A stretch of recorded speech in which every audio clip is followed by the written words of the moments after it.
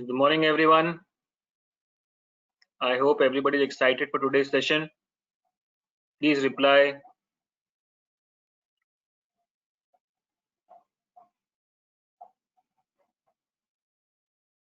Can you hear me?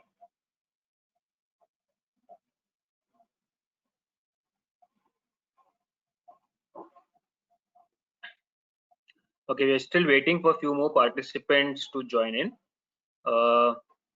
Because of this technical issue, we could not connect to the webinar. Correct? So how many of you have revised this value of taxable service or goods after we finish the session? Please reply.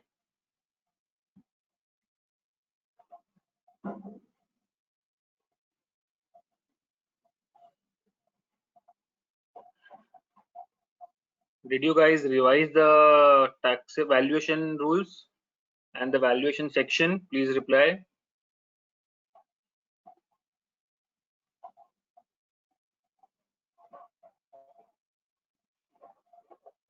Yetal, no.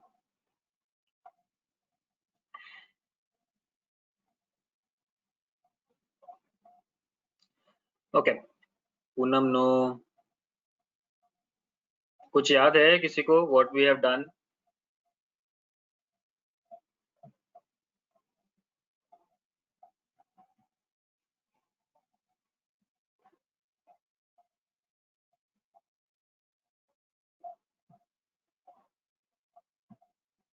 Poonam, I'm unmuting you. If you can share what we have learned, because you think you are saying you remembered it.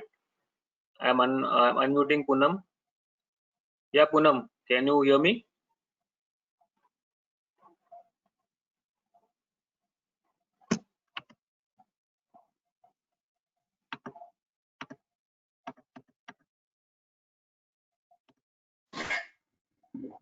Poonam, can you hear me?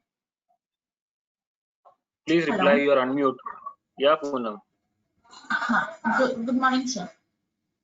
Good morning. Good morning. So you can just give us a glimpse that till the time people are joining in, we'll just wait for 4-5 more minutes. So if you can just share what we had done in the last session of taxable supply valuation rule valuation. Okay. So I did not get a chance to go through it after we discussed about it. So whatever we have discussed during the session, I can remember a part of it. So I would tell about it. Yeah. So How much do you remember? Please go ahead. Sure. Hello. Yeah. Go on. Yeah. Value of supply, there are various rules for valuation of supply of goods and services. So starting with goods, we first need to see whether the supplier and the recipient are related or not related. Wherever the supplier and the recipient are not related and price is the sole consideration for the supply, means there is no exchange or barter exchange in the course of supply. It is only a monetary consideration. In that case, the value of supply shall be the transaction value, and here the transaction value shall include all the components all the taxes except the GST, obviously. The packaging charges, for example, insurance charges, delivery charges, or any other incidental expenses which the supplier is recovering from the recipient. So, on the entire value of it, the GST would be charged, and again CGST and IGST would be based on place of supply. Correct. The second thing is if it does not fall under section 15 subsection 1, then we go to subsection number 4, which is talking to us regarding all the rules applicable, correct? Exactly. So the rules says so there are three rules if I can recall correctly. One was if in the case of related parties, the cost, the value of supply would be 110% of the cost of production, the open market value of the supply, and uh, So thumb rule is very simple, that first you have to identify the open huh, market value. If the open market value is not correct. available, then you have to identify the similar kind of goods and quality of goods valuation. If that is also Yes, not yes. available, then you go to cost of manufacturing plus 10%. If that is also not available, then you go to best Residual. judgment assessment. Clear है यहाँ There तक? is something Everybody is called okay with that? residual. There is Yeah? something called residual value also, sir, right? Yeah. Yeah. Residual value is that only that you do the best judgment assessment, and as per your valuation, you take it out. Okay. And even if it is not falling under subsection 1 and subsection 4, and government may notify certain transactions, I'll mute you, Poonam. Now, thank you for your Sure, sure. initiative. Sure, thank you. Where are you from, Poonam? Uh,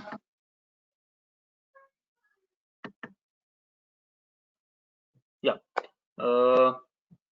So we'll start now. I hope a lot of people have joined in. So we'll start again. So today we are going to cover a few things which were pending in the last session, as well as we were intended to complete and start with the notices, summons, and arrest under GST. But I think there's going to be a paucity of time today. So let's see how far we can reach. And I hope I'm audible to everybody now. There's a problem. Yeah.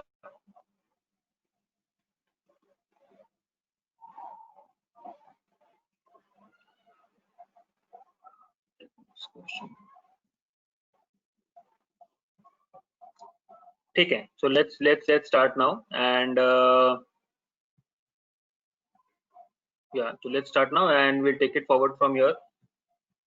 Right. So last time हमने देखा था valuation of taxable supply, and there we had seen the subsection 1, 2, 3, 4, and certain specific transaction for which government might have notified, and we had seen rule 32 as well. Rule 32 के अंदर specific transactions were covered, which were talking for money supply, travel agent, life insurance business, second hand goods, vouchers and coupons, and any other class of taxable person which the government may notify.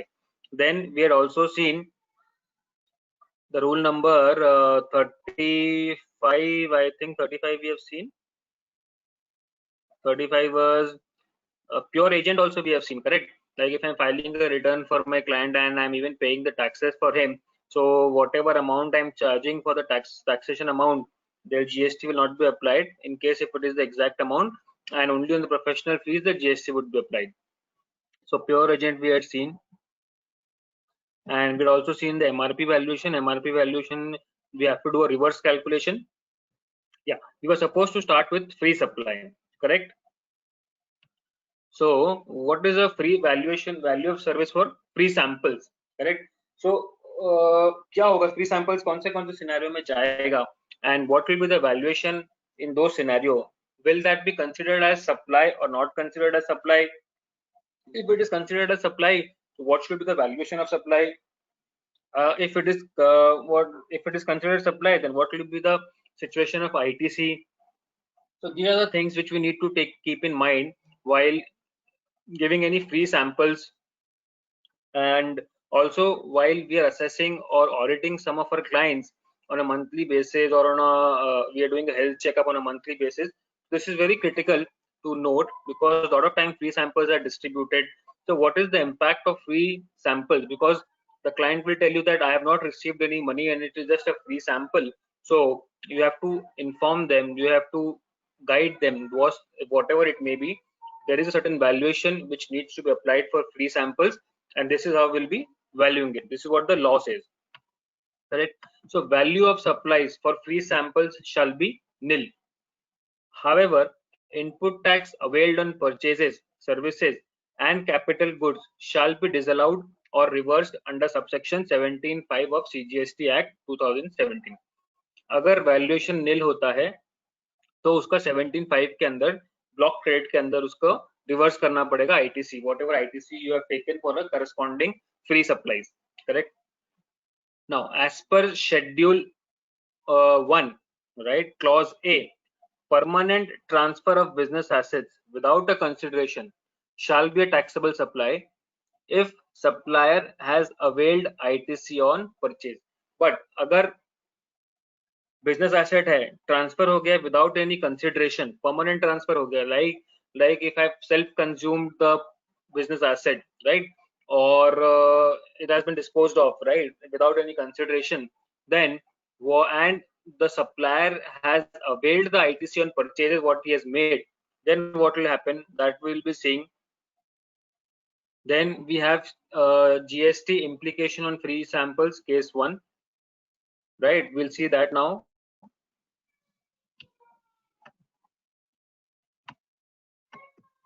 Now, the practice of free samples is usually practiced for newer products to penetrate the market. Why will you issue a new sample, free samples, to penetrate in the market, right? These samples are usually distributed to unrelated persons without any consideration, correct? I am giving the free samples to each and everybody without any consideration.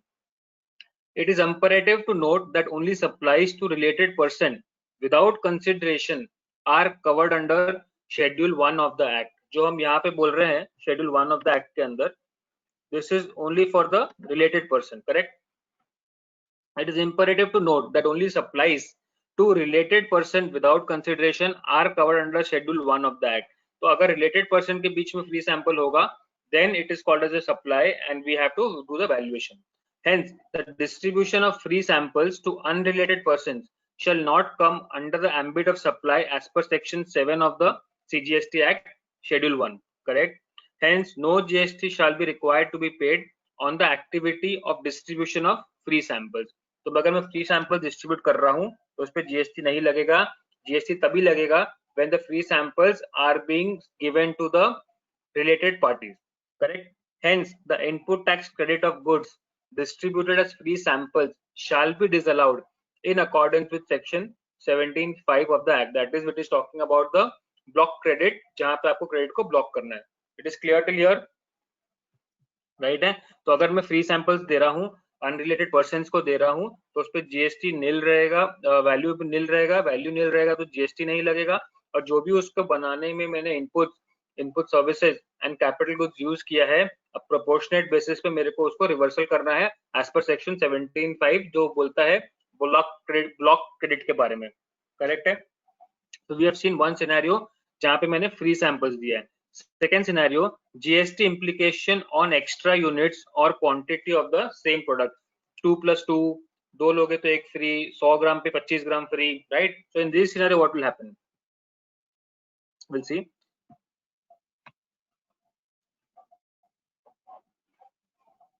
Right. The provision of extra unit or quantity of the same or similar product is quite an efficient marketing strategy. First वाला जो था free sample, that was a penetrating market strategy, and this is an efficient market strategy. This practice is commonly used by the FMCG companies and retail shopping outlets, right? है ना? ये आप कपड़े लेने जाते हो शॉपर स्टॉप में 2+2, और if you buying some Colgate तो 50% extra, 20% extra वहां पे आता है. For example, 1+1 offer or 20% extra quantity offer on shampoos, hair oils, etc. In this case, the cost of the one free unit or the extra quantity of shampoo is generally included in the sale price of one unit, for which the customer is paying the price. Correct है? तो जो भी उसका cost होगा, that is already included. Such schemes are introduced to give to the buyer an incentive to purchase more quantity at a lesser price, indirectly by giving something free. It is just trying to lose the customers that was free मिल रहा है तो आप और ज्यादा खरीदो.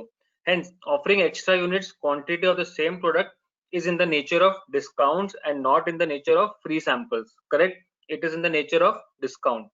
This discount जो हमने discount already हमने देख लिया section 15(3) के अंदर, correct? This discount on the value of the free article, extra quantity, shall not be included in the value of supply so as to compute GST liability. Correct? ये आपको extra नहीं charge करना है because it is already included in the price. Hence, GST is not required to be paid on the extra unit quantity of the product being offered as a promotional tool. Further, no reversal of ITC is required in respect of the extra units quantity being offered for free because यहाँ पे already the price is including, so यहाँ पे हमको ITC का reversal करने का जरूरत नहीं है. Clear to everybody? So first case we saw, it was talking about you giving us a free sample. Second case we saw, it is giving extra units or extra quantity. तो extra unit और extra quantity के case में क्या होगा, the price is already included in the original goods or original goods, and it is generally in the case of FMCG goods, correct? And in the second that is in the extra unit. First case में क्या होगा, हमने free samples दिया unrelated party को, that is why there is no valuation and no GST. But if the free samples are given to the related party, then we have to say that it is a supply and the valuation has to be done accordingly, right? Then third scenario in case of free samples would be GST implication on cashback coupons provided by the supplier, right? इतना खरीदो 10 रुपए cashback, 20 रुपए cashback, correct? तो वो क्या होगा? We'll look into this now. Under this scheme, the product being supplied to customer contains a cashback coupon. The cashback coupons provided by the supplier offer instant cashback to the customer to enable the customer to reduce the cost of the product. While this cashback may be in the nature of discount, such discount shall not have the effect of reducing the value of supply. अगर उसको cashback नहीं लेना है तो नहीं लेगा, right है? Lot of time when we drink Pepsi, उसमें अंदर cashback का coupon रहता है. Lot of people don't take that cashback, correct? Right? If जिसको लेना है वो लेगा, जिसको नहीं लेना है वो नहीं लेगा. So it does not reduces the value of the supply, correct? So as per section 15, with respect to discount offered at the time of supply, only such discount shall be reduced from the taxable value which have been duly recorded in the invoice. The amount of cashback coupons offered in the product packaging can never be mentioned in the invoice, as the amount to be collected from the customer is not the price of the product when reduced by the amount of cashback. The amount collected from the customer shall be the entire price of the product. भले ही आप Pepsi bottle के अंदर cashback 15 rupees लिखा रहता है, but do they give you a discount of 15 rupees? No, you can take a cashback of 15 rupees, correct? तो जो customer से जो collect करेगा shopkeeper, it is a full amount of 40 rupees, 50 rupees, whatever the charges, वो reduce करके नहीं लेता है, correct? So it is not in the form of discount which enables the shopkeeper to reduce the price and take the money, correct?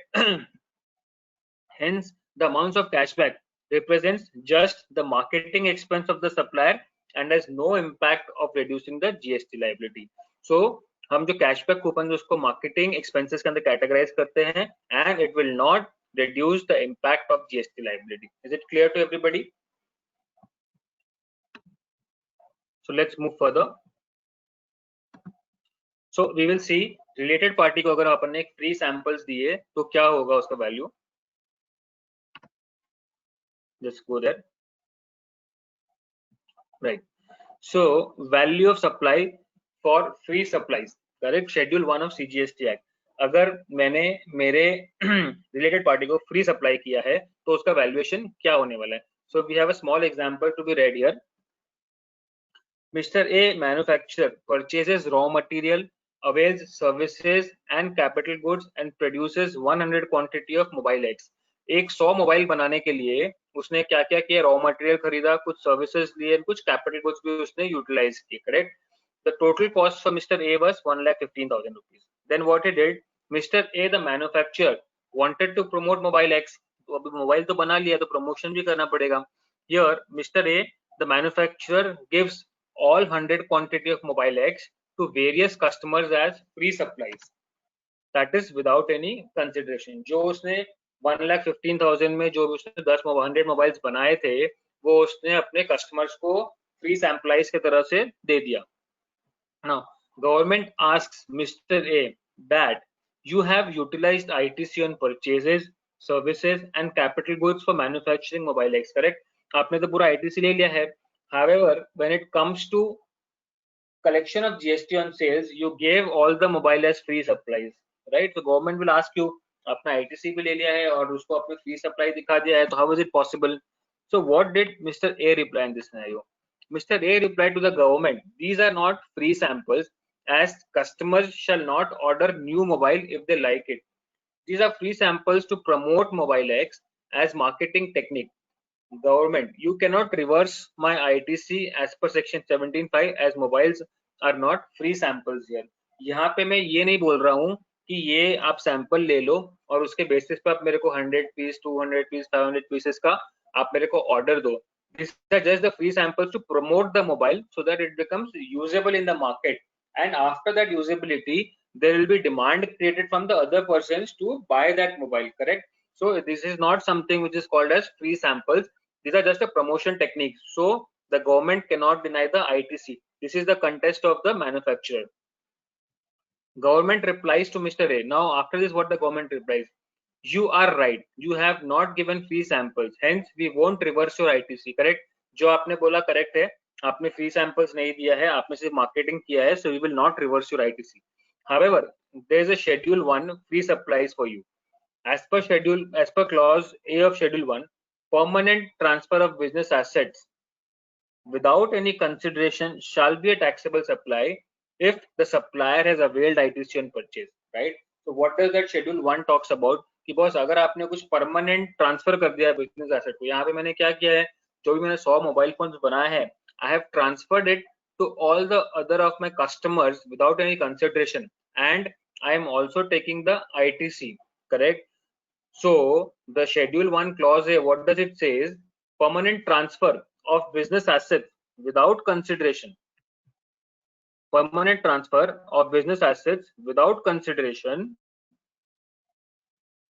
shall be a taxable supply if supplier has availed the ITC on purchases, correct? यहाँ पे जो contest था mister रे का कि boss मैं तो इसको सेल नहीं कर रहा हूँ, फ्री सैंपल नहीं है, so I will take the full ITC. So government बोलता है ठीक है आप ITC ले लो, but I also read schedule 1 का clause है which says अगर आप ITC लेते हो and if you're doing a permanent transfer without any consideration, then it is deemed to be considered as a supply, and hence you are liable to pay GST on such free supplies. Correct है यहाँ पे?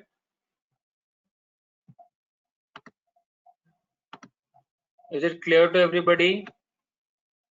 Right? So this is what is talking about schedule 1 का free supplies. One second.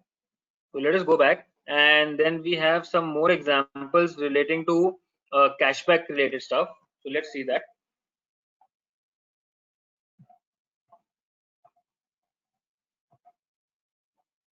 Okay, we'll see one more examples of free samples. Let us see. Mr. A, a pharmacist, purchases raw materials, avails services and capital goods, and produces 100 quantity of medicine X.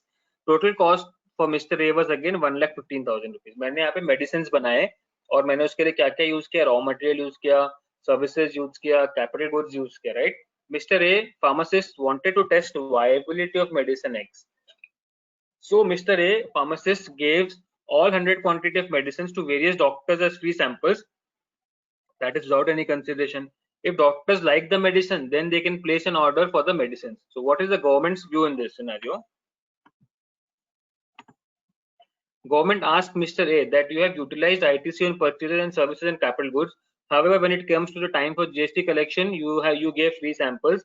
So as per section 17(5) of CGST Act of rupees 115,000 on inputs and capital goods shall not be allowed. जो 1 लाख रुपए पे आप 15,000 रुपए आप ITC claim कर रहे हो, that will not be allowed because you are giving it as a free sample. Now, if you argue that you have to take the ITC, then you go for schedule and you go as a deemed supply, and you have to pay the tax on the GST on the supply amount. Is it clear? Correct. So let's move further. So now we'll see. One second. Yeah. So now we'll see value of supply, and this is circular master circular number 92/11/2019 GST. Correct. This is talking about GST staggered discount. Buy more, save more. Staggered तरीके से जो हम देते हैं. Buy 1 get 10% discount. Buy 2 get 20% discount. Buy 3 get 30% discount. buy 4 get 5, right? These are all staggered discount. So in that scenario, what will be the valuation of supply? So like, let's see the example. Mr. A wholesaler sells clothes 1000 quantity, okay, to shopper stop for 1 lakh rupees plus GST. Mr. A जो wholesaler है उसने shopper stop को 1000 quantity बेच दिया at rupees 1 lakh rupees plus 12% GST, correct? Now shopper stop ने अपने यहाँ पे ऑफर चलाया. Shopper stop offered 10% discount if value of supply is rupees 5000 or more, but up to 999. Second, 20% if value of supply is 10,000 or more, but up to 19,999. 30% discount if the value of supply is rupees 20,000 or more. तो slab wise shopper stop ने अपने यहाँ पे एक scheme चला दिया, correct? So now what is the implication? Let us see. So a girl purchases cloths worth cloth for value of supply 16,000 rupees from shopper stop. So there's a customer who purchases cloth worth rupees 16,000. So it falls under second category, right? Second slab. Hence, the shopper stop offers us a discount of 20%. So shopper stop collects GST on rupees 12,800, that is discounted price, or on a pre-discounted figure of 16,000. That is the question. So as per the circular, it is clarified that discount offered by the supplier to the customer, including staggered discount under buy more save more scheme and post supply volume discount established before at the time of supply, shall be excluded to determine the value of supply, provided they satisfy the parameters laid down in subsection 3 of section 15 of the said act. तो दो scenario है. One is that buy more save more के अंदर क्या हो रहा है कि because I'm giving a discount, that means I'm giving a discount upfront and it will be shown in the invoice itself, and I'll be as a shopkeeper I'll be receiving less amount due to that discount, correct? So उसका inclusion होगा कि नहीं होगा? Let us see.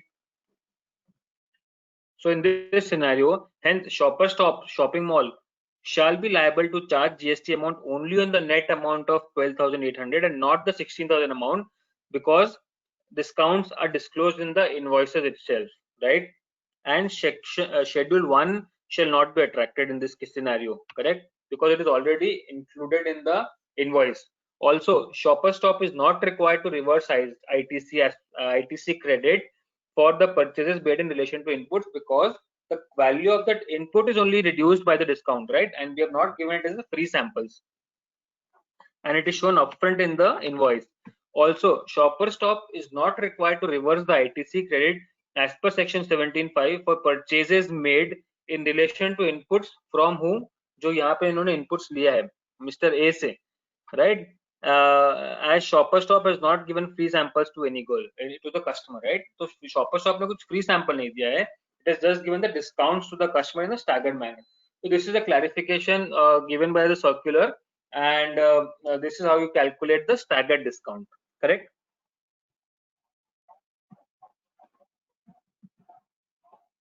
Right. So now we move on to year end quantity discount. अभी क्या होता है कि हमको year end में कितना quantity हमने use किया उसके ऊपर कितना discount मिलने वाला है. That is also again a quantitative discount, which is also given in the same circular 9 to 11 of 2019, right? So we'll look into the year end quantitative discount, and there's a prior agreement to it, right? तो हमने जब वहाँ पे देखा था section 15 subsection 3 के अंदर discounts के बारे में, हमने वहाँ पे ऑलरेडी स्टडी किया था कि अगर प्रायर एग्रीमेंट होगा तो उसको हम क्या कर सकते हैं, डेबिट नोट क्रेडिट नोट के थ्रू उसको रिवर्सल करने वाले, correct? So let's look into that situation now.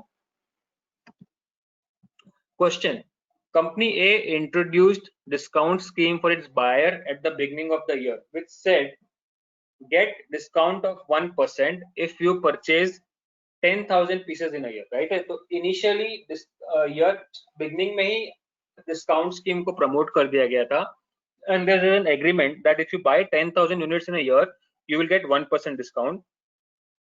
If you buy 15,000 units, you will get 2% discount. Such discounts are established in the terms of agreement itself, correct? So now what will be the scenario here? Let's see. How will the steps flow? Discounts are not shown on the invoice, as the actual quantum of such discounts get determined after the supply has been affected and generally at the year end. This time पे मैं first buying करूंगा, second buying करूंगा, उस time में तो discount मिलेगा नहीं, because I am not aware कि will I be falling under below 10,000, 10,000 to 15,000 or above 15,000. So what slab of discount will be applicable? However, the contract or the agreement is entered into at or before the time of supply with such customer. Correct है यहाँ पे? So with such customer, it is already informed and entered into an agreement that there is a slab-wise discount. In commercial parlance, such discounts are colloquially referred to as in volume discounts. Correct है? So these are called as the volume discounts. Such discounts,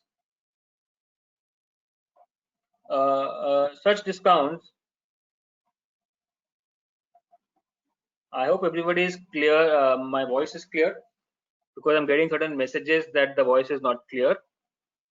So please reply to me if the voice is clear or not.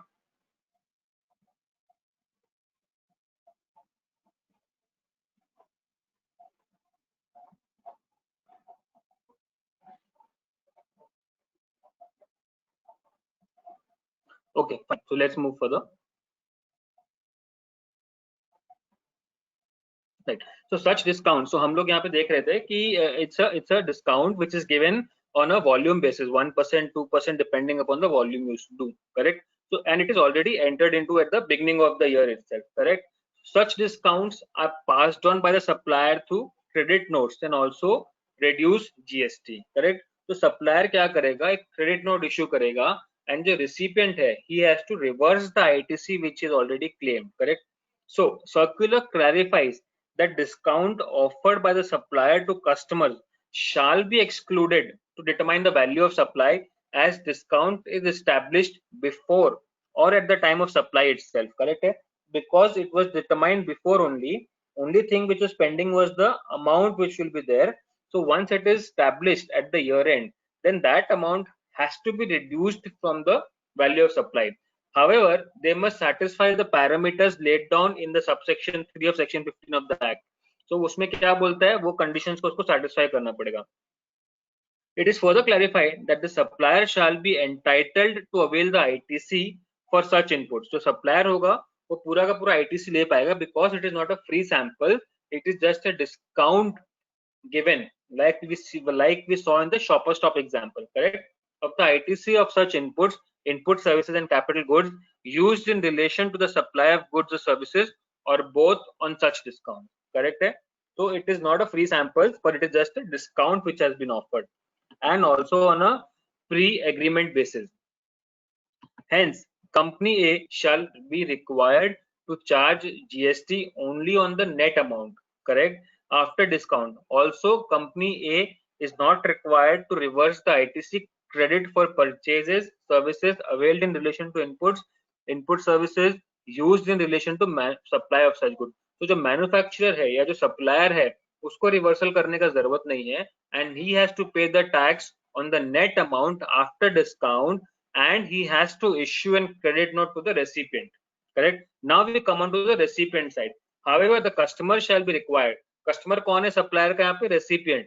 The customer shall be required to reverse the ITC component of the ITC in the credit notes received. जो भी ITC credit note के अंदर receive हुआ है, that much ITC has to be reversed by the recipient. Correct है यहाँ पे? All this is clear till now. Right. Let's move further. There's also something called as financial credit note or a commercial credit note, which does not have an impact on the GST. This has also been clarified in this circular. So let us see what is that. Correct. Question is, company A introduced discount scheme for its buyer to obtain quick payments from the customers. Correct है? अगर आप payment जल्दी करते हो तो आपको percentage discount मिलता है. Such discount was not known before the supply or at the time of supply, but this was not intimated before the supply or at the time of supply. Suppose if you take the current scenario, the COVID-19 lockdown has happened. Now if any company announces of the previous sales, if anybody makes the payment in say next 1 month, you will get 1% discount, or if you 5% discount. If you make the payment in next coming 2 months, you get 3% discount. Correct. So this kind of situation or this kind of discount to receive the quick payment was not known before the supply or at the time of supply.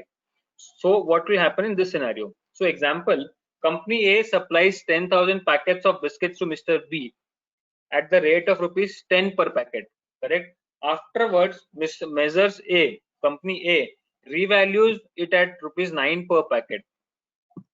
Subsequently, company A issues a credit note to Mr. B for rupees 1 per packet, right?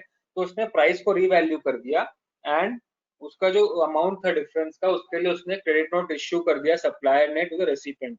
So what will happen in this scenario? Company A has given a secondary discount. This is not a primary discount which was known upfront. That is, discount was not known before or during the supply. So as per section 34, credit notes may be issued for supply of any goods or services or both in the following cases only. Correct है. Section 34 जो बोलता है credit note कब issue करना है, that has to be given in the following case where taxable value or tax charged in that invoice is found to exceed the taxable value or tax payable in respect of such supply. तो आप credit note कब issue कर सकते हो, जब आपका taxable value increased है या आपका टैक्स चार्ज इंक्रीज्ड है इन द सप्लाई. यहाँ पे हम क्या कर रहे हैं, हम द यूनिट प्राइस को हम चेंज कर रहे हैं. So accordingly the unit price has changed, not the taxable value has been changed, correct? Where the goods, second condition क्या है, second case क्या है, where the goods supplied are returned by the recipient. अगर goods return हो the recipient के through, at that time the supplier has to give a credit note. Third condition क्या है, कब मैं जीएसटी के अंदर क्रेडिट नोट कब इश्यू कर सकता हूं, वेयर द गुड्स और services are both are found to be deficient. So I can issue a GST based credit notes only in three situations. First situation is talking that where the taxable value or tax charged in the invoice is found to be exceeded. By mistake मैंने कुछ exceeded value डाल दिया है, so उसके लिए मैं credit note issue कर सकता हूँ. Secondly GST based credit note कब इश्यू कर सकता हूं, जब गुड्स रिटर्न हो गया है by my customers, by my recipient, that time I can issue credit note. Third, when I can issue credit note where the goods और services are both supplied are found to be defected, correct? तो in this scenario only I can raise an GST based credit note as per section 34. But in the current situation company A ने उसका unit price ही कम कर दिया है, right है? So in this scenario credit note तो issue होगा, but that will not be a GST based credit note. So in the given case, company A cannot issue credit note as per section 34 of the as company A is not falling in any of the conditions for issue of credit note as per section 34. So GST का तो credit note नहीं issue कर पाएगा. So now what will happen? But जो commercial activity है उसमें लेन then तो उसको कम ज्यादा करना ही पड़ने वाला है. So in this scenario, circular clarifies that financial or commercial credit note can be issued by the supplier, that is without touching the GST component, right? तो जो GST component होगा उसको touch नहीं करना है, and you can just reduce the financial, you can just give a credit note for the financial or commercial credit note. Hence, such secondary discounts shall not have any impact on value of supply or reversal of ITC. It is just a financial credit notes which can be shown as other income in the profit and loss account. So this financial credit note or commercial credit note is shown as income from other sources in the profit and loss account. Correct है यहाँ पे? So here we have understood that as per section 34, credit note can be issued only in three circumstances where the taxable value or the corresponding tax charged in that invoice is found to be exceeding the taxable value or tax payable in respect of such supply. Correct है? By mistake मैंने जो taxable value है इसको increase कर दिया या फिर उसके जो tax charge है वो इंक्रीज हो गया, then only I can issue a credit note. Secondly, when I can issue a credit note where the goods are returned by the recipient. Third, where the goods or services are found to be deficient. So in these three scenarios only I can issue a GST based credit note as per section 34. But in the current scenario, the price was reduced later on, correct है? So in this scenario, जिस time पे मैंने invoice raise किया तब तो कोई issue नहीं था टैक्सेबल वैल्यू का, करेक्ट? वो तो कब आया, बिकॉज बाद में कंपनी ने उसका प्राइस रिडक्शन कर दिया. I hope it is making clear understanding कि at the time of supply or before the supply, it was not mentioned that the price will go back from 10 to rupees 9. It happened after the supply, where it was not agreed in before. Correct? So this is a case of commercial credit note or a financial credit note. I hope this is clear to everybody, and not impacting the GST amount and not impacting the ITC also. Correct? Let's move further. So this is what is covered in the valuation of taxable supply, right? I hope the valuation part is clear to everybody, because at the last session, because of the paucity of time, we could not complete the valuation of supply. So I just revised the valuation supply initially, and now I've taken you through the few of the more examples which were pending in the last session, which is more in relation to free supply, staggered supply, discounts, and these kind of stuffs, which will give you more clarification as far as the examples are concerned कि किस time पे क्या applicable होगा या नहीं applicable होगा. Correct है यहाँ तक? I hope it is making sense to everybody, and I hope everybody is clear.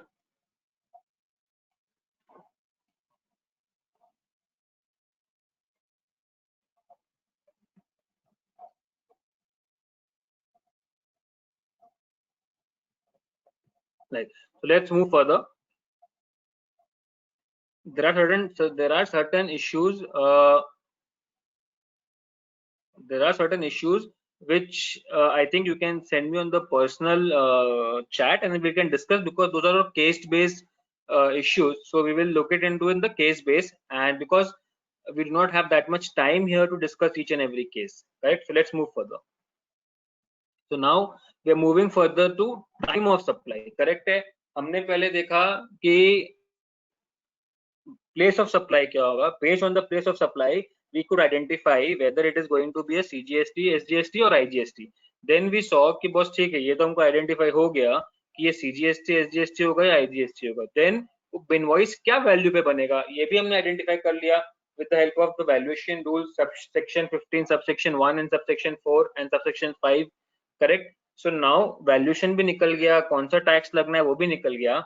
Now it is time to issue an invoice. Correct? तो इनवॉइस कब इश्यू होगा, that is what we have to look under section 12 and section 13 of the CGST Act, which is talking about the time of supply. Why? Sorry. Give me a minute. I just have a glass of water.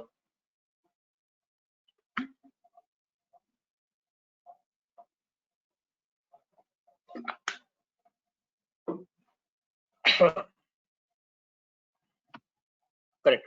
So now we are moving to time of supply, which is talking about the time of supply क्या होगा, because based on the time of supply only our liability to pay GST arises. Correct? तो जो time of supply हमने identify किया, उसके हिसाब से ही हमारा due date का calculation चालू होगा for payment of the GST as well as for filing of the returns. Correct? So let us see what is there in this time of supply, section 12 and section 13 of the CGST Act.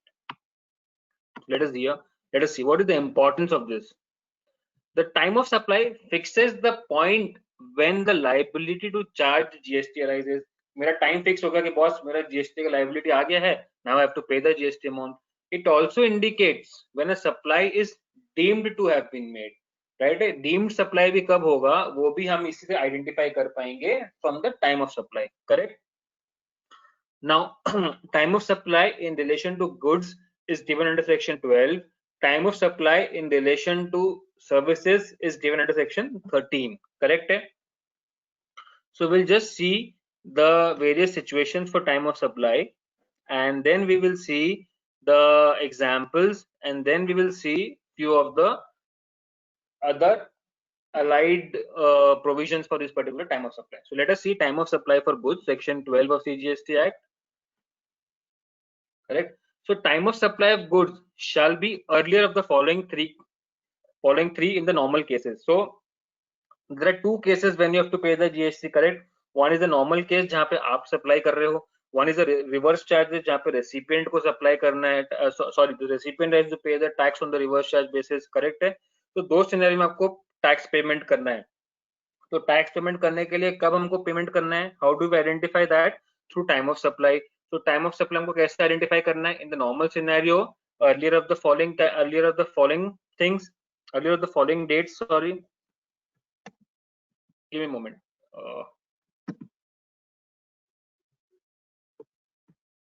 Just 1 second.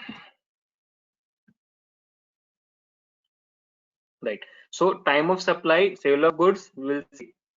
So time of supply for goods shall be earlier of the following in the normal cases. So what are the following dates जिसका हमको earlier निकालना है? Correct. The date of issue of invoice. जब मैं invoice issue कर रहा हूँ by the supplier, or the last date on which he is required under section 31 to issue the invoice with the respect to supply. Correct है? Section 31 gives you the last date to issue invoice. या तो वो date होगा, या अगर उसके पहले आपने इनवॉइस इश्यू कर लिया है वो डेट होगा, या the date on which the supplier receives the payment with respect to the supply. Correct है? या फिर जो पेमेंट आपको आ गया है इन रिगार्ड्स टू सप्लाई, ये तीनों में से कौन सा चीज पहले हो रहा है? On that basis you have to identify the time of supply, and accordingly you will have to pay the GST amount on that. Correct है? So अभी इसके अंदर क्या है? Let's see it again. Let's see it more further. So what does section 31 says? Right है? तो हमको तीन डेट्स में क्लैरिफिकेशन अर्लियर चूज करना है. Date of issue of invoice, second section 31 जो डेट बोलता है, थर्ड जिस दिन पे हमको पेमेंट रिसीव हुआ है. सेक्शन 31 क्या डेट बोलता है? If there is a delivery, movement of goods के टाइम पे हमको इनवॉइस रेज करना है. मूवमेंट ऑफ और डिलीवरी अदर केसेस.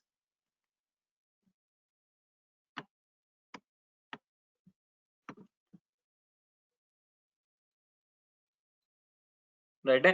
तो बेसिकली जिस टाइम पे हम लोग डिलीवरी देने वाले हैं उस टाइम पे या उसके पहले हमको इनवॉइस रेज करना है. Without that we cannot give the movement, we cannot give the delivery of the goods. Correct है? So there are three dates we have to consider. One is the date of delivery, sorry, at before or at the time of delivery, वो हमारा date होएगा. Second होगा date of issue of invoice, and third होगा जिस दिन हमको payment मिला है. करेक्ट है? So these are the dates which have been specified. उसमें से जो earlier होगा that will be considered as time of supply to make the payment for goods. Now, in case of reverse charge, so in case of reverse charge में क्या होगा? The date of receipt of goods, जिस दिन मैंने goods receive किया, और the date on which the payment is made, या फिर मैंने जिस दिन पेमेंट किया, और दोनों चीज के अगर ये दोनों चीज में हम अगर इसको नहीं लेते हैं, then this third situation, the date immediately following 30 days from the date of issue of invoice or any other document by the supplier. Supplier ने कुछ भी अगर डॉक्यूमेंट दिया होएगा उसके उस डेट से 30 days के अंदर अंदर, सॉरी, इमीडिएट 31st डे को हमारा टाइम ऑफ सप्लाई एप्लीकेबल हो जाता है. करेक्ट है? So in case of reverse charge we have date of receipt of goods or date of payment which is made, or the date or the 31st date from the date of issue of invoice by the supplier. Correct hai?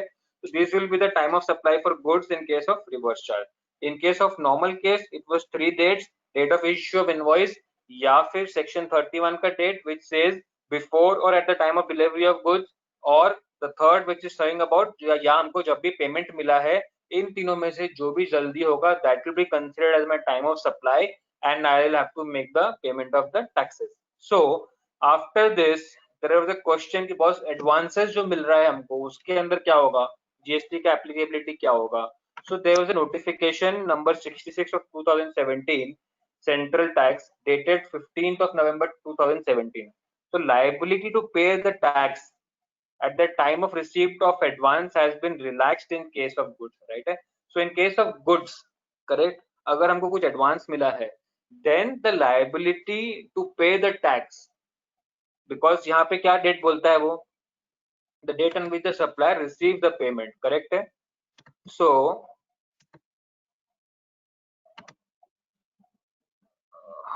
one second.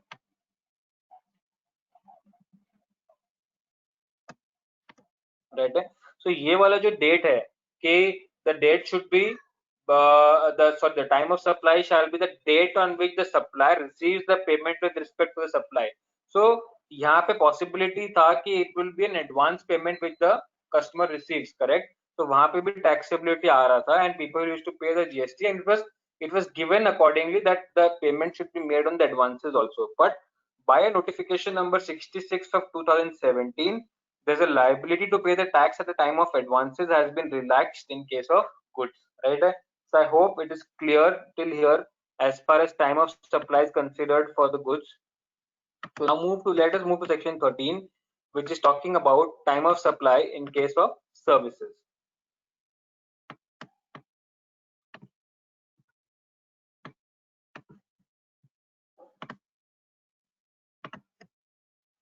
So time of supply and services also, there are two situations. One is the normal situation and one is the reverse charge situation. तो normal charge में normal situation में क्या earlier off होगा? Earlier क्या होगा? If invoice is issued within prescribed period, right? Ideally, the invoice should be issued in 30 days in most of the cases, in some cases 45 days, which has been prescribed specifically. So अगर ये invoice 30 days के अंदर अंदर आ गया है after the provision of service, or then what will be the situation? The date of issue of invoice or the receipt of payment, whichever is earlier, correct है? Right. So what we are discussing is कि मेरा time of supply क्या होगा?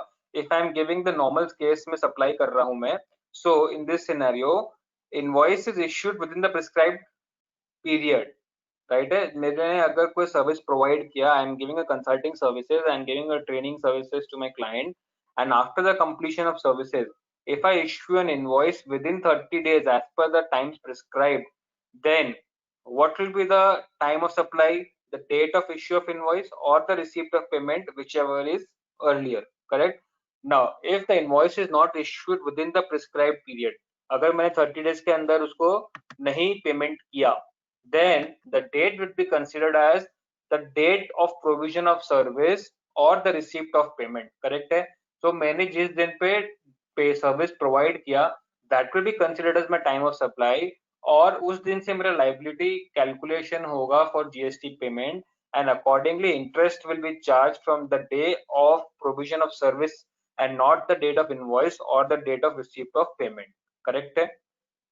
अगर मेरे को payment advance में आ गया है, then also I am liable to pay GST on advance in case of services, correct? So it is very much advised that after you finish the service, raise an invoice within 30 days, so that the earlier of two dates will be considered date of issue of invoice or the receipt of payment. In case if you're not raising an invoice within the 30 days, then two dates will be considered, the date of provision of service or the receipt of payment, whichever is earlier. This is the scenario in case of supply of services in the normal case. Now let us see time of supply shall be earlier of the following in the reverse charge basis में. तो reverse charge basis में कोई हमको service दे रहा है, so in that scenario what will be the case? The date of payment as entered in the books of account of the recipient. आपने payment कर दिया रेसिपिएंट को, तो जो उसने अपने बुक्स ऑफ अकाउंट में डेट ऑफ पेमेंट एंटर किया है, the date on which the payment is debited in his bank account, correct है? उसके बैंक अकाउंट में डेबिट हो गया है, उस दिन पे जो डेट होगा वो the date immediately following 60 days from the date of issue of invoice by the supplier. जो सप्लायर है उसने कोई डॉक्यूमेंट इनवॉइस दिया है, उसका 61st date is the date of time of supply for that reverse charge supply, and accordingly the liability will be considered. In case of goods it was 31st day, in case of services it is 61 days, correct है यहाँ तक? So time of supply in case of goods section 12, time of supply in case of services section 13, section 12 again cases, normal case and reverse charge cases, section 13 which is talking about services, again two cases, normal case and reverse charge cases.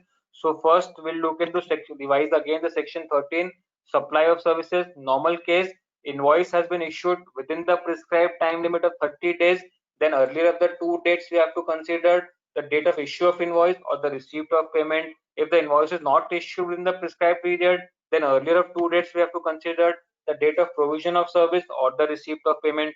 This is clear. Now time of supply in case of reverse charge, earlier of 3 dates, we have to consider the date of payment as entered, the date of amount which is the date on which the payment is debited, or the 61st dates. Clear है यहाँ पे? Now we'll again revise the time of supply in case of goods. Goods के case में again there are two scenarios, a normal case supply on the reverse charge supply. So let us see. So normal case के अंदर 3 dates को consider करना है. One is the date of invoice and 2 dates are given as per section 31, that is before or at the time of the movement of the delivery of the goods, correct, or the date on which the supplier received it, whichever is earlier. So 3 dates, date of invoice को कैसे calculate करना है, before or at the time of delivery of the invoice, correct, and can be the date on which the advance has been received, but this advance received has been withdrawn by a notification which has been given in 2017, which is notification number 66, which says that GST on advance on goods is not payable, correct. Now in case of reverse charge, the date of receipt of goods or the date on which the payment is made, or the date immediately following 30 days from the date of issue of invoice by the supplier.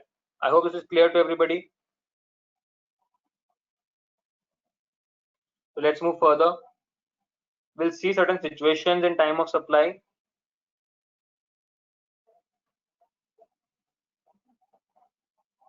So there can be situation where the goods are being continuously supplied. Every monthly the goods are being supplied, right? There can be situation where the services are being continuously supplied, right? There can be situation where goods sent on approval basis है. Then क्या होगा? Then there can be situation that मैंने goods का transaction कर लिया और उस दौरान में कुछ rate of tax का changes हुआ, correct? Then what will be the time of supply? Then there can be additional charges like interest and penalty on delayed payment. So what will be the time of supply for that, and what will be the value of supply for that, correct? So we'll see one by one these examples, these situations.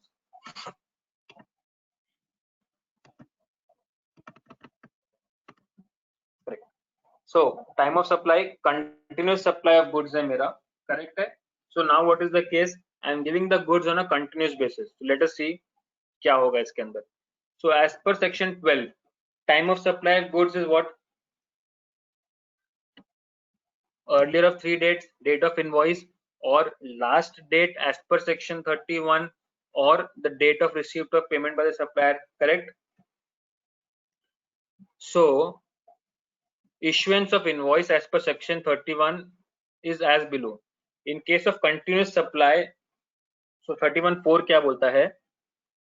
In case of continuous supply of goods where successive statements of accounts or successive payments are involved, the invoice shall be issued before or at the time each such statement is issued, or as the case may be, each such payment is received.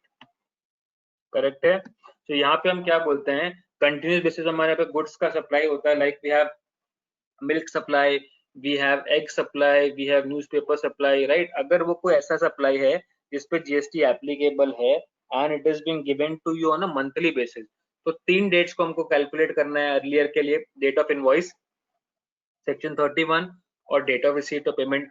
What does section 31 subsection 4 talks about? The last date to issue invoice in case of goods on continuous supply is that in case of continuous supply of goods, जहां पे मैं continuous supply of goods कर रहा हूँ, जहां successive statements of account और successive payments are involved, continuously successive statements बन रहा है कि इस महीने मैंने 50 लीटर दूध लिया, अगले महीने मैंने 100 लीटर दूध लिया, 75 लीटर दूध लिया, right?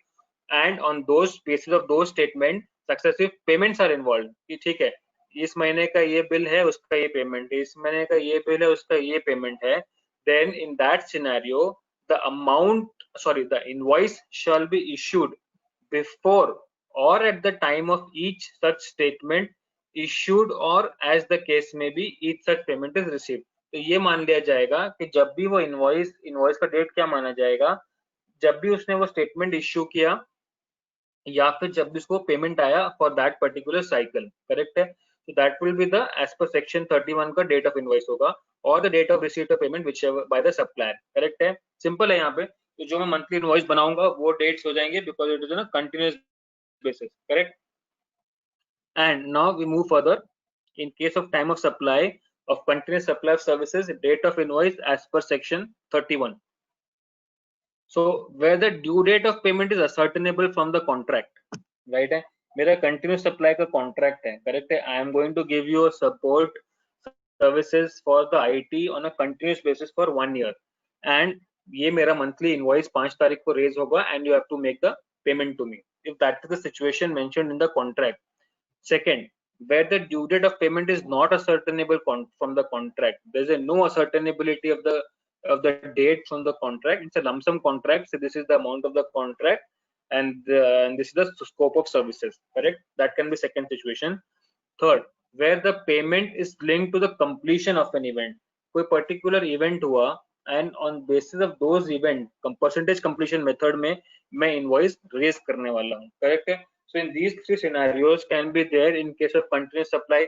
One, the date of payment is ascertainable. Second, the date of payment is not ascertainable, lump sum payment. Third, the date of payment depends upon the completion of an event, correct? So let us move further. We'll understand each situation. When shall be the invoice issued? The invoice shall be issued on or before the due date of payment, correct है। यहाँ simple है, हमारे को पता ही है कि अगर मैं इनवॉइस रेज नहीं करूंगा तो मेरे को पेमेंट ही नहीं आने वाला है। So the invoice has to be issued on or before the due date of payment, and on because of that मेरा ड्यू डेट ऑफ पेमेंट के पहले ही मैंने इनवॉइस रेज कर दिया, so that becomes my invoice date, correct? Now second situation जहाँ पे ascertainable है ही नहीं, lump sum payment है, the invoice shall be issued before or at the time when the supplier of services receives the payment, correct है। जब भी मेरे को पेमेंट आया है या तो मैं उस टाइम पे एक इनवॉइस रेज करूंगा या फिर उसके पहले एक इनवॉइस रेज करूंगा, because there is no predefined date जहाँ पे मुझे इनवॉइस रेज करके पेमेंट मांगना है, करेक्ट है। Third situation where it is linked to a particular completion of an event. This is the case of a builder. Slab 1 हुआ तो इतना % payment, slab 2 हुआ तो इतना % payment, correct? The invoice shall be issued on or before the date of completion of that event. जैसे ही आपका वो slab डल जाता है, आपको बिल्डर के यहाँ से फोन आता है, इनवॉइस आता है कि बॉस इतना पेमेंट ड्यू है, kindly make the payment to us, correct? So based on the completion of event in case of continuous supply. So हमने गुड्स के केस में देख लिया, कंटिन्यूस सप्लाई के बीच में क्या होगा, जैसे हम अकाउंट्स का सक्सेसिव स्टेटमेंट बनाएंगे, पेमेंट स्टेटमेंट बनाएंगे, उसके पहले हमको एक इनवॉइस रेज करना है। इन case of continuous supply of services there are three situations: either the date is ascertainable from the contract, then the due date for the invoice shall be before the due date of the payment. Second situation, the date is not ascertainable. In that scenario, the supplier shall issue an invoice at the time of receipt of payment or before the receipt of payment. Third, where the payment is linked to completion of an event, the invoice shall be issued on or before the date of completion of that event, correct? Now in case of goods sent on approval basis, मैंने goods approval basis के लिए कहीं पे भेजा है, तो because my goods, there's a movement of goods, people will ask me कि boss tax invoice raise करो, but tax invoice cannot be raised because it is not a sale, so it is we are releasing the goods out in a delivery challan. So in that scenario मेरे को supply कब consider होगा, correct? Before or at the time of supply or 6 months from the date of removal. 6 महीने के अंदर अंदर जब भी वो माल बिका है, राइट है, तब तो मैं उस टाइम पे उसको इनवॉइस रेज कर दूंगा। और अगर 6 महीने के अंदर अंदर नहीं बिका है देन, और हमारे पास गुड्स रिटर्न भी नहीं आया है, then 6 months from the date of removal. तो जो पहला मेरे यहाँ से रिमूवल हुआ है उसके 6 महीने तक अगर मेरे पास गुड्स रिटर्न नहीं आया है, then I issue an invoice of the after 6 month के बाद में उसका इनवॉइस इश्यू कर दूंगा। क्लियर है? So we'll see this one first. Time of supply for additional charges like interest, penalty, delayed payment, goods and services. This is very critical. क्यों critical है? क्योंकि मैंने इनवॉइस के अंदर ये मेंशन किया है कि if I do not receive the payment in 30 days 1.5% interest will be charge for annum, cheque bounces का इतना पेनल्टी होगा, right? So what will be the time of supply for that? So the time of supply shall be the date on which the supplier received such additional consideration. जिस दिन पे उसको extra पैसा आ रहा है वो पेनल्टी का, वो इंटरेस्ट का, करेक्ट है, that will be the date we considered for time of supply, and accordingly we pay the GST liability. Now in this scenario there is also a question कि इसका valuation क्या होगा? So as per section 15(2)(d) क्या बोलता है ये? This takes the color of the supply itself, correct है? Because अगर सप्लाई ही नहीं होता तो ये इंटरेस्ट पेनल्टी का कोई सिनेरियो ही नहीं क्रिएट होता. दैट मीन्स जो भी मेरा सप्लाई में जो रेट बना है that will be the applicable rate for this interest penalty and payment what ever it may B. Suppose अगर मैं 3% वाला गुड्स बेच रहा हूँ तो उस पर 3% लगेगा, 5% वाला गुड्स बेच रहा हूँ तो 5% लगेगा, 18% वाला गुड बेच रहा हूँ तो 18% लगेगा, करेक्ट है? So it will take the colour of the supply itself and it will not be individually valued as a separate aspect, correct? And the time of supply is the time when you receive this additional consideration, correct? Now for the time of supply we'll move on to the last concept, which is talking about the rate of tax, right? है अभी मैंने supply complete कर दिया और rate of tax change हो गया. मैंने supply तो दे दिया और रेट ऑफ टैक्स चेंज हो गया, करेक्ट है? या मेरा supply is completed prior to change but payment नहीं आया है मेरा. सो इन दैट सिनेरियो क्या होगा? And second scenario, supply is completed after the change, correct? So in this case suddenly there is a notification कि particular goods X, the rate has now, recently in the last GST council meeting they have announced that the accessories for the mobiles will be reduced from 18% to 12%. अब इन this scenario क्या हो रहा है? मेरा supply तो complete हो गया है prior to change itself, right है? सो अब क्या होगा? मैंने कुछ गुड्स अप्रूवल भेज के रखा हुआ है, उसने अप्रूव कर दिया और मेरा सप्लाई खत्म हो गया है. Second scenario, supply is completed after the change. Will look into scenarios here.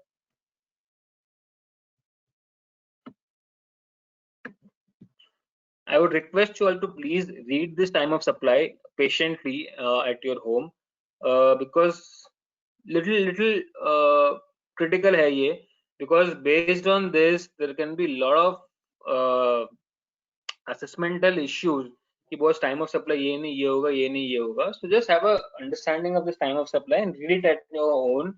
It will not take you more than half an hour now to read everything and understand with clarity. So now अगर मैंने supply complete कर दिया prior to change, correct है, मेरा supply हो गया है and the invoice is issued after the change, तो क्या सिनेरियो होगा? मेरा सप्लाई तो हो गया है बट मेरा इनवॉइस कब इशू हुआ? आफ्टर द चेंज इशू हुआ है, correct? So payment is received after the change और payment is received before the change itself. ये सिनेरियो क्या बोलता है कि मेरे को पेमेंट बाद में मिला है, इनवॉइस भी बाद में गया, इनवॉइस भी बाद में गया है, पेमेंट भी बाद में आया. तो सिंपल है, time of supply will be earlier of date of receipt of payment or date of issue of invoice. Clear है?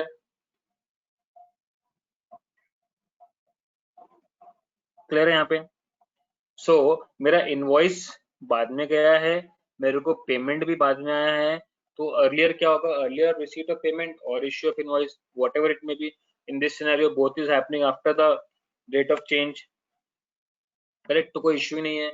Now my invoice is issued after the change but उसका पेमेंट मेरे को पहले ही आ गया था. Now in this scenario what will happen? Date of time of supply will be the date of receipt of payment, because मेरे को पेमेंट पहले ही आ गया था. So whatever will be the rate at the time of payment will be considered as the time of supply in this situation, correct? Let us give an example here.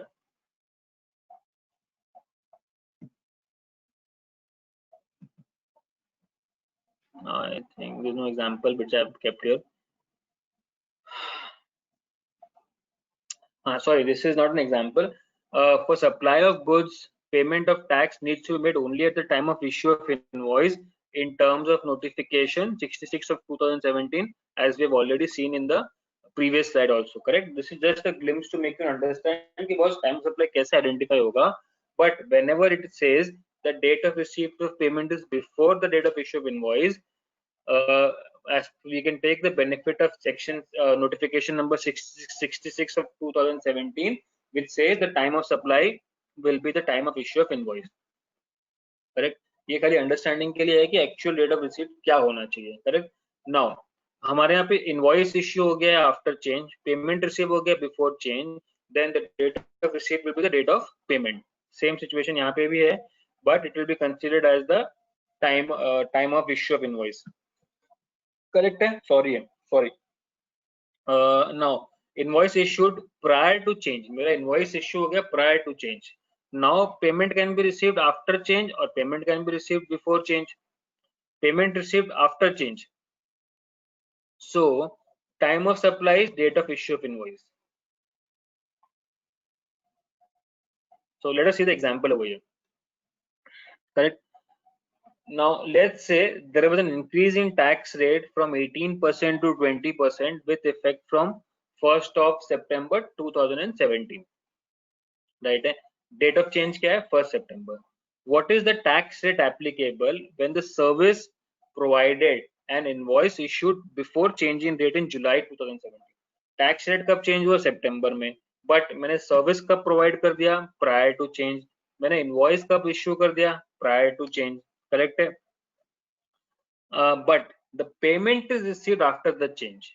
But payment उसका बाद में आया है, after the change. So in this scenario क्या होगा? So as two activities have happened prior to change, correct? So the old rate will be applicable, that is the date of issue of invoice. Correct है यहाँ पे? The old rate of 18% shall be applicable as services are provided prior to September 2017. Correct है यहाँ पे? और मैंने invoice पे issue कर दिया. Payment late आया, ठीक है, payment को कोई issue नहीं है. Right है? So हमने यहाँ पे 3 सिनेरियो देख लिए हैं. Invoice issue हुआ है after, invoice issue हुआ है prior. आफ्टर अगर इनवॉइस इश्यू हुआ है, देन देयर अगेन देयर और सप्लाई हमारा कंप्लीट हो गया प्रायर टू चेंज. तो प्रायर टू चेंज हमारा सप्लाई कंप्लीट हो गया है, हमने इनवॉइस प्रायर टू चेंज दे दिया है. दो situation in this scenario, two situations are getting covered before the rate of change, then the date of issue of invoice will become the time of supply. Now in this situation service complete हो गई है, but invoice हमने बाद में raise किया है. Now भले हमने इनवॉइस बाद में रेज किया है, so payment can be received before और payment can be received after the change. Correct. So अगर पेमेंट रिसीव है बिफोर द चेंज, तो date of payment will become the date of receive the payment will become the time of supply. But as per notification number 66 of 2017, it says the time of supply in case of goods will be the time of supply, time of raising of invoice. But in case of supply of services, it will be considered as date of receipt of payment. Correct है यहाँ पे? So this change in rate of tax is for both, for goods as well as for services. But in case of goods अगर होगा, so it will be by default the date of issue of invoice. But अगर services होगा, then we have to look into कि receipt of payment date क्या है या invoice date क्या है. करेक्ट है यहाँ तक? Now we look into situation where the supply itself is completed after the change. Correct है, but invoice has been issued. Invoice क्या हो सकता है? पहले हमने इनवॉइस इश्यू कर दिया, एडवांस पेमेंट दो, then will start the work, और certain invoices has been issued for certain portion of the work, but complete नहीं हुआ सप्लाई. करेक्ट है. Invoice is issued prior to change. Service has been completed after the change. Now payment received after the change, पूरा काम होने के बाद अगर payment आया है, then what will be the tax of time of supply? Date of receipt of payment. Clear है? क्यों? यहाँ पे दो एक्टिविटी कब हो रहा है मेरा? दो एक्टिविटी, दैट इज पेमेंट बाद में आ रहा है और मेरा सर्विस कंप्लीशन भी बाद में हो रहा है. So the date of receipt of payment will be considered as the time of supply, and जो उस दिन पे रेट एप्लीकेबल होगा, कम तो कम, ज्यादा तो ज्यादा, that rate will be applicable. Right है. एंड द इनवॉइस में जो डिफरेंस आएगा वो डेबिट नोट क्रेडिट नोट के थ्रू उसको हम लोग उसको नॉलिफाई करेंगे उसका इफेक्ट को. Now second situation can be invoice is issued prior to the change. Invoice is issued prior to the change. Service is also completed after the change. Correct है. Service बाद में हो रहा है, इनवॉइस हमने पहले भेज दिया. प्रायर सबसे पहला काम किया हमने इनवॉइस भेज दिया, उसके बाद हमने सर्विस चालू किया. राइट है. नाउ ये हमारा फर्स्ट सिचुएशन हो गया. सेकेंड सिचुएशन ये हो गया, हमने इनवॉइस भी प्रायर में भेज दिया, कस्टमर ने हमको पेमेंट भी एडवांस में दे दिया, then only we start the work with the service of goods and services. So time of supply will be earlier of two situations. One, date of receipt of payment, अगर मेरे पास payment पहले आ गया है, और the date of issue of invoice, correct है. So यहाँ पे दो सिचुएशन पहले हो रही हैं, तो prior to that, prior to change, so that will be the rate applicable, correct है.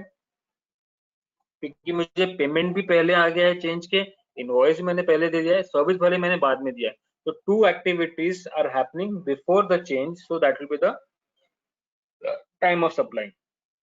Now, last scenario which is coming up is supply is completed after the change. मेरा supply तो after the change हो रहा है, invoice भी मैंने बाद में ही दिया है, राइट है, और पेमेंट पहले आ गया. अगर इनवॉइस भी बाद में दिया है, सर्विस भी बाद में दिया है, पेमेंट भी बाद में आया, तो कोई चांस ही नहीं है. जो नॉर्मल केस में होता है हम वो ले लेंगे, बट इस केस में पेमेंट हमको पहले आ गया है, so the date of issue of invoice will be considered as the date of time of supply, and accordingly the GST will be applicable in this scenario. Correct है यहाँ तक? So this is what we have covered as far as the valuation and time of supply is considered. I hope it is clear to everybody.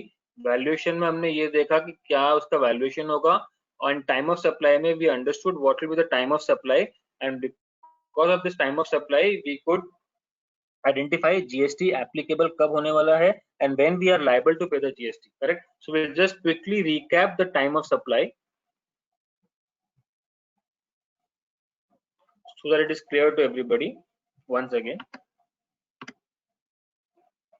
So time of supply का importance यही था कि GST की liability arise होती है, and it also indicates when a supply is deemed to be have been made, right. Supply कब हुआ ये हमको बता देता है time of supply. So in case of goods there is section 12, in case of services there is section 13. So in case of section 12 there are two situations which is talking about time of supply of goods in case of normal case, जब मैं normally कुछ goods supply कर रहा हूँ, और there can be time of supply of goods in case of reverse charge basis, correct है यहाँ तक. तो normal situation होगा और reverse charge में होगा. Normal situation के अंदर क्या होगा, I have to consider three dates: date of issue of invoice, last date as per section 31, or date of receipt of payment, whichever is earlier, right है. But date of receipt of payment को for goods has been specifically removed, and it is told that date of issue of invoice will become the time of supply in case of advance payment of goods. Clear है यहाँ तक? यहाँ तक clear है, right है. Now in case of reverse charge, बहुत सारे situation में ऐसे होगा, मेरे पास कुछ goods आ रहे हैं and I am liable to pay on GST on the reverse charge basis, right है. So in this scenario क्या होगा, मेरे पास जिस दिन goods आया वो date मेरे पास available है. It is very common sense thing. The date on which the payment is made ये भी मेरे पास available है. अगर ये दोनों पे भी मैं GST नहीं पे करता हूँ reverse charge पे, then what the department will take a call कि बॉस ठीक है, अगर आपने नहीं लिया है ये दोनों, the last date what we will consider is the date immediately following the 30 days, basically the 31st day from the date of issue of invoice by the supplier. Invoice या कोई भी document supplier ने issue किया होगा, वो document के ऊपर जो date लिखा हुआ है, उस date से 31st day को it will be considered as time of supply in case if you do not, if the date of receipt of goods is not available or the date of payment is not available, right है. So जो भी invoice का date होगा उससे 31st days को हम calculate कर लेंगे, correct है यहाँ तक. So we are through with the time of supply in case of supply of goods, section 12. Normal case reverse charge, normal case three dates, invoice date as per section 31 का date and the date of receipt of payment. But in case of goods, date of receipt of payment has been nullified by notification number 66. So we have only two situations left here now: the date of issue of invoice or the last date as per the section 31. Clear है? In case of goods on reverse charge basis, तीन condition है. पहला, the date of receipt of goods, goods कब आया, payment कब गया, दोनों चीज अगर नहीं identifiable है, then the last day, then the 31st date from the date of issue of invoice by the supplier. यहाँ तक clear सबको? So we are through with time of supply in case of supply of goods, section 12 of CGST Act. We are through with the revision of this, correct? Then we have also seen time of supply in case of supply of services, section 13 इसके अंदर भी दो situation है, supply of service normal case, supply of service reverse charge. Normal case के अंदर अगर मैंने invoice prescribed days के अंदर दे दिया है, दैट इज 30 डेज के अंदर मैंने अगर दे दिया है, then there is two dates, date of issue of invoice और रिसीप्ट ऑफ पेमेंट। जो जल्दी होगा that will be considered as time of supply, correct है। अगर मैंने invoice timely nahi issue kiya, then two dates will be considered for comparison. One is the date of provision of service and second will be the receipt of payment. उसमें से जो जल्दी होगा that will be considered as my time of supply, correct है।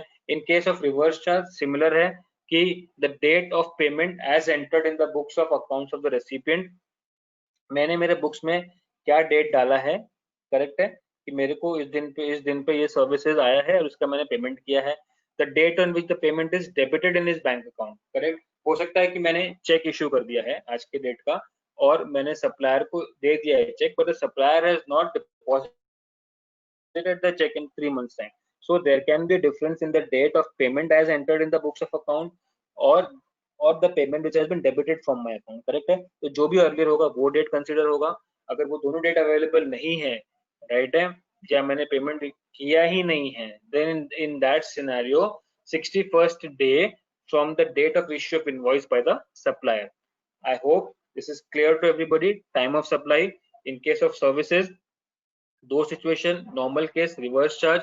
Normal case के अंदर दो situation, या तो हमने इनवॉइस प्रिस्क्राइब टाइम लिमिट के अंदर दे दिया है विद इन 30 days और इन सम scenario 45 days, then two dates are available with us. One is the date of issue of invoice and the receipt of payment, because generally तीन date यहाँ पे नहीं है, because in case of service we cannot say कि ये service इस particular date पे हुआ है, because it's an extended service, 5 दिन हुआ, 10 दिन हुआ, 25 दिन हुआ, correct है। So in case of services there are only two dates available, one is the date of invoice and one is the receipt of payment. So जो earlier होगा, provided the invoice is issued in the prescribed limited days. In case if the invoice is not issued within the prescribed period, then we have two dates. One is the date of provision of service, जिस दिन मैंने पहला provision of service चालू किया, या फिर receipt of payment, both में से जो भी date available है that will be considered as my time of supply, and from that day onwards my liability will arise, and from that day onwards my interest will also arise, correct। In case of reverse charge, मैंने जब उसको payment किया वो date, या फिर मेरे bank account से जब डेबिट हुआ वो डेट, अगर वो दोनों नहीं हुआ है then the 61st date from the date of issue of invoice by the supplier. This will be considered as my time of supply in case of supply of services is concerned. Then we saw a few situations in case of time of supply. One was the continuous supply of goods, one was the continuous supply of services, one was the goods sent on approval basis, and one was the additional charges which was paid. So in case of continuous supply of goods, there is three dates again: date of invoice or date of the last date as per section 31. In case of continuous supply of goods, there is subsection 4 of section 31 which talks about on a successive basis you have to raise an invoice, based upon the successive statement or the successive payment, correct है? On or before that particular successive statement is created. Suppose अगर मेरे पास 31st मार्च का मेरा invoice month खत्म होता है, सो मुझे 31st मार्च को ही इनवॉइस रेज कर देना है, because the date of issue, because the invoice shall be issued before or at the time of such statement is issued, or as the case may be such payment is received, because उस date के बाद नया supply चालू हो जाएगा and I will receive the payment, correct। In case of continuous supply of services, we have to identify things. One, if the date is ascertainable from the contract, तो वो date या उसके पहले वाला date. if the date is not ascertainable from the contract, then in that situation the date of receipt of payment or before that, before the receipt of payment, जो भी date होगा वो कंसीडर किया जाएगा। if the payment is linked to any particular completion of an event, then on or before the completion of an event, that will be a time of supply for the continuous supply of services. goods sent on approval basis, before or at the time of supply, जिस दिन मेरा confirmation आएगा goods बिक गया है, then I will raise an invoice. If that has been not been sold till 6 months and not been returned back also, then after the 6th month I'll raise an invoice. That will be considered my time of supply. In case of additional charges which I received like interest, penalty, or delayed payment for goods and services both. The day on which I receive the payment will be considered as my time of supply, and also the value of supply will take the color of the value of actual supply in the case of interest, penalty, and delayed. So suppose if I make the payment of 3% goods and on that I'm charging interest, so the interest will also be valued at 3%. I hope this is clear to everybody. So here we will end up our place of supply and time of supply concepts. Now we have one more thing to be covered today. I hope everybody is through with what I'm trying to explain you guys.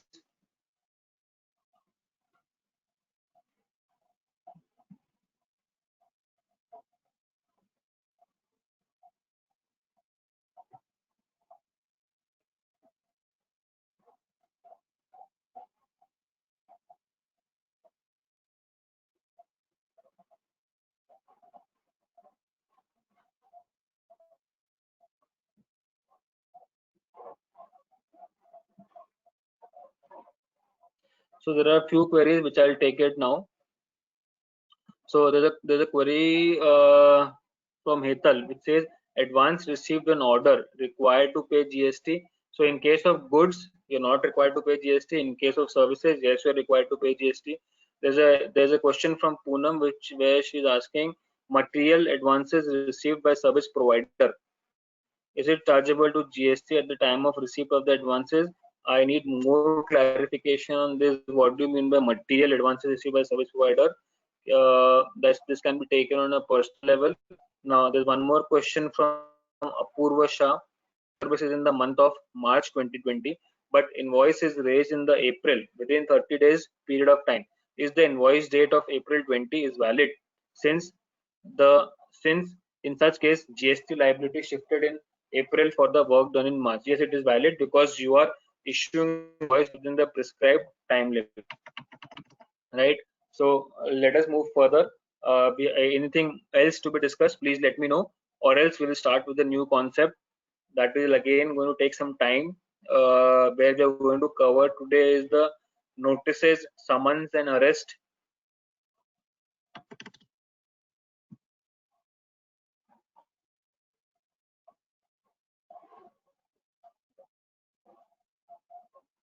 So there's a Poonam ka ye hai. There's an example: advance received for purchase of steel by construction service provider. Now this we have to see the nature of the service. Is it a composite supply or what? And what kind of a service it is? It is for goods or services. So we'll take it on a personal level, Poonam, and we'll try to understand this. Miraj, right? So now we have to start with notices. Notices under GST, the summons and arrests under GST. So should we take a 5 minutes break and then reverse and then come back?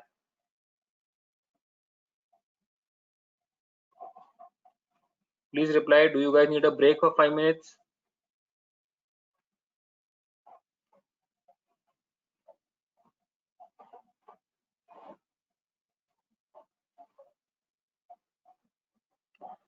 I don't know how much time more it will take, Naina ji. Probably 1.5 hour to lagega. I think so.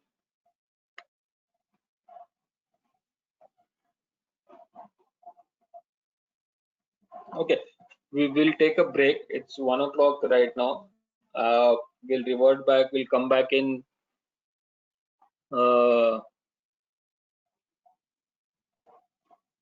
We'll come back in say around 1:05. My number is already shared with everybody. Still, in case if you guys need my number, I'll put it on the screen right now. You can just note down my number. 1 second.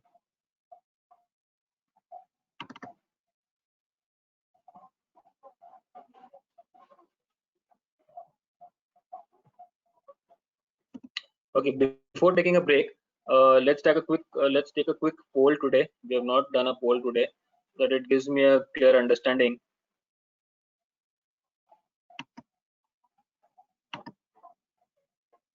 I request you all to please reply to this poll, please.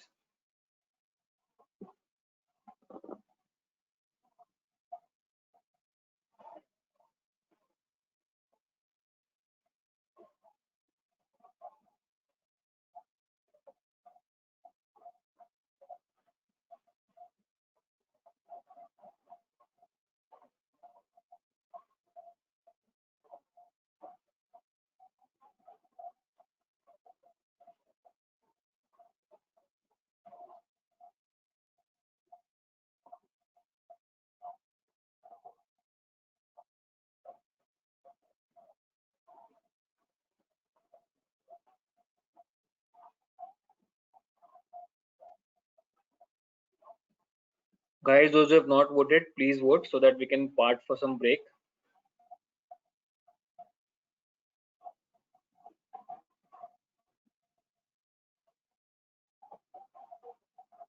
So it will help us to improvise and explain it more in a friendly manner. So it is just for the mutual benefit of both of us. So I request you all to kindly vote in this.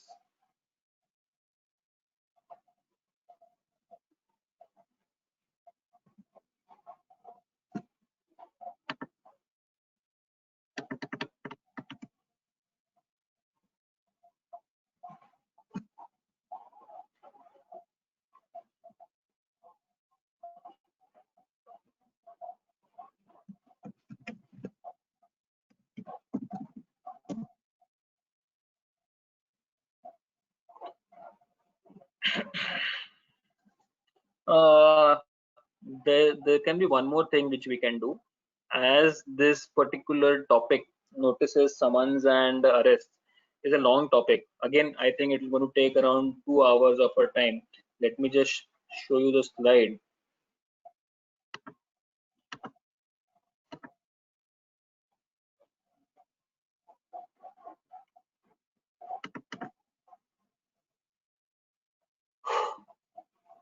Just hang on for a minute.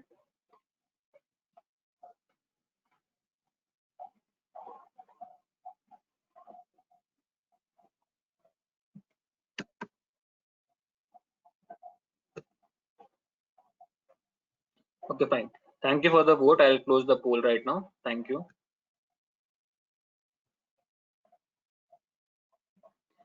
Let me just speak to Mr. Viraj. Should we take another session for that, notices and all those stuff, or should we continue here?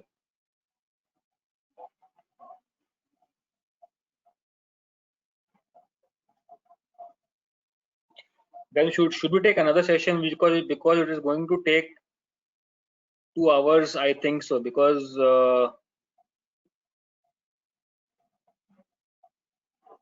let me just speak to Viraj and understand what is the possibility.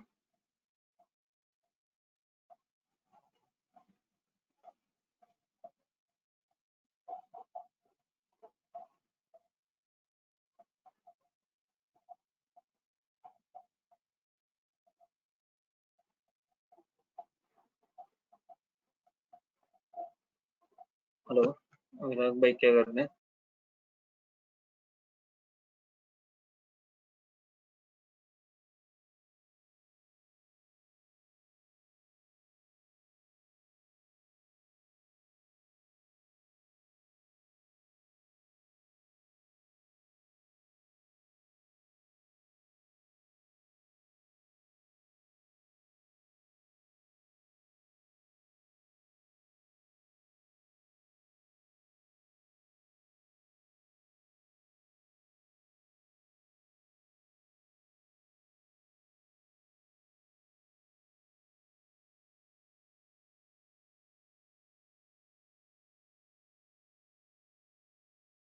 Guys, you can take a break for 5 minutes and then we'll update you what is to be done.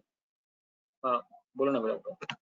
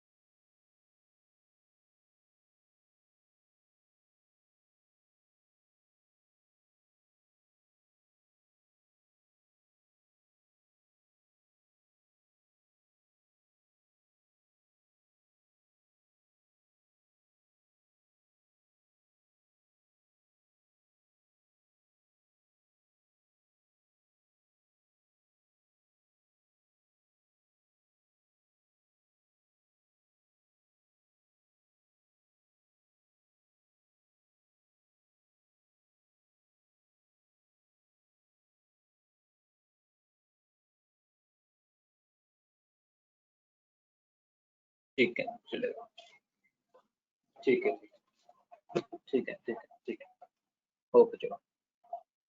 So as per the public demand, we are ending the session today. My another session would be announced to you very soon. Let me just work out my schedule.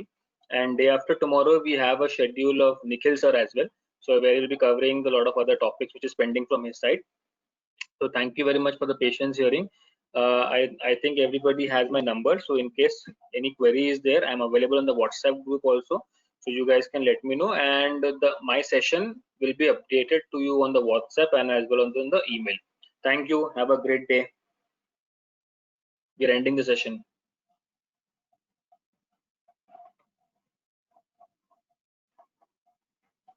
Any queries to be asked?